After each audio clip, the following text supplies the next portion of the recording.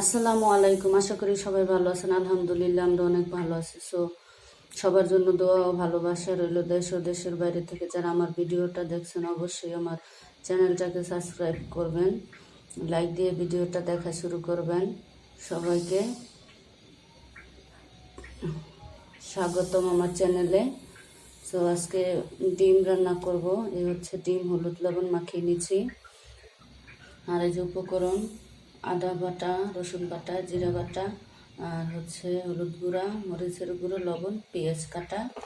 আর এই যে আলুগুলো আমি এভাবে কেটে নিয়েছি। আলুতে আমি হলুদ দিয়ে রেখেছি। তো চলেন আমি আলুগুলোও ভাজবো। ডিমগুলো ভাজা শুরু করি।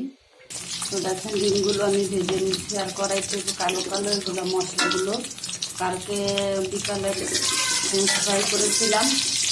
সেই ফ্রেঞ্চ ফ্রাইয়ের মশলাগুলো আর বাকিগুলো তেল, তার জন্য একটু কালো কালো।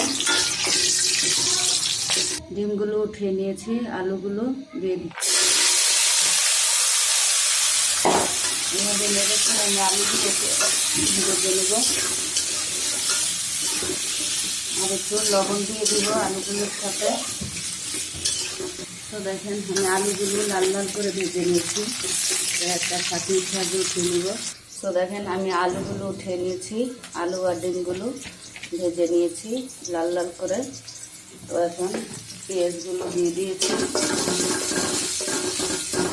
তো দেখেন পেঁয়াজগুলো হয়ে গেছে। সব উপকরণগুলো আমি দিয়ে দিচ্ছি। উপকরণগুলো দিয়ে আমি একটু পানি দিয়ে দিয়েছি। মশলাটা সুন্দরভাবে কষানো হোক।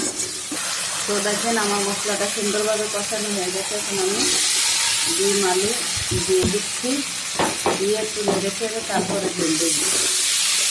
তো আমার মতো এইভাবে ট্রাই করে দেখবেন, আসলে অনেক টেস্টি হয় খেতে। যার জন্য আমি মাঝে মাঝে এটা করি। কারণ আমার ছেলে তো আলু বুঝেনি, বাচ্চারা আলু খেতে পছন্দ করে। এভাবে করলে মাঝে মাঝে ভালো লাগে।